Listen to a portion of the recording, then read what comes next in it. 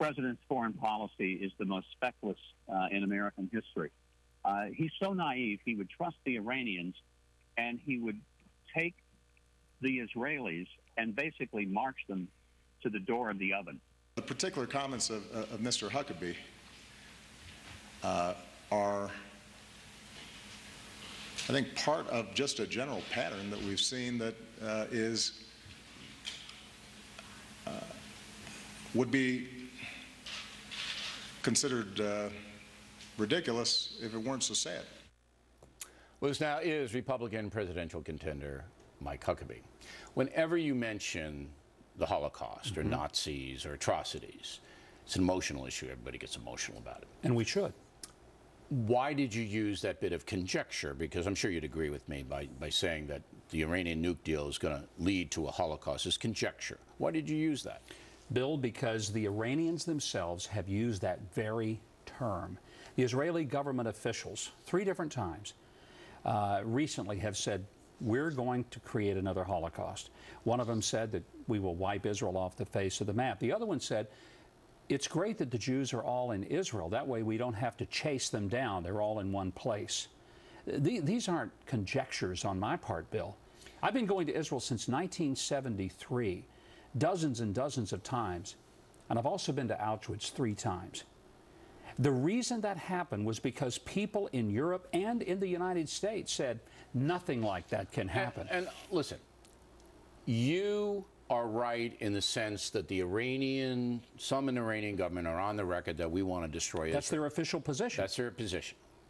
That being said, if you take that position, what they said, as gospel, you can't make a deal with Iran on any level, at any time. You can't. Why would you want to make a deal with people that don't ever honor the deals they made and won't quit that rhetoric? Now, if they made some concessions to preconditions and said we no longer will say this about Israel, we will respect their right to exist, we won't continue to call America the great Satan and say death to America in the chambers of our government. But let's assume they're not going to do that because they're fanatical haters, and that's who they are. But you just said it. You can't make a deal with them.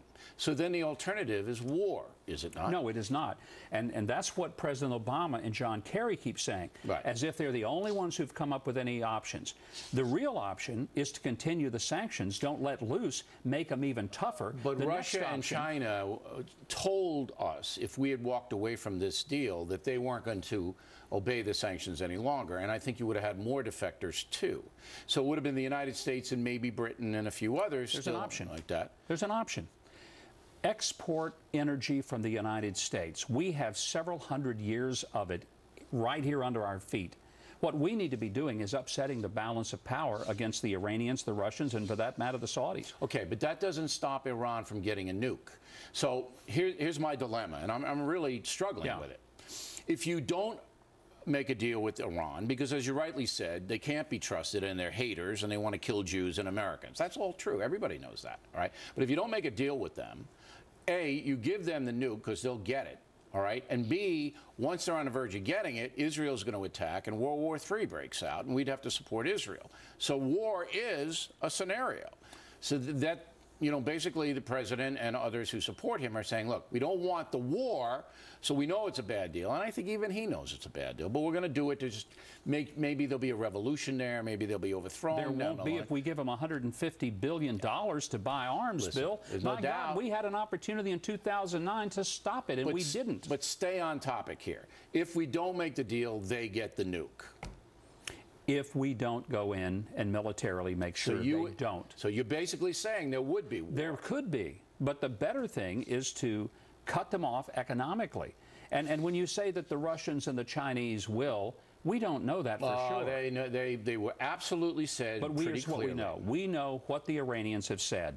And we know that the last time the world did not take seriously the threats to Jews, 6 million of them died, Bill. And for us to pretend that these are just empty threats, I've seen this movie before. It does not end well. And America can do better than that. We didn't even get the 4 hostages out of Iran. Last question. And I agree. We should have gotten the 4 hostages out and been a lot tougher in what we got on our side of the deal.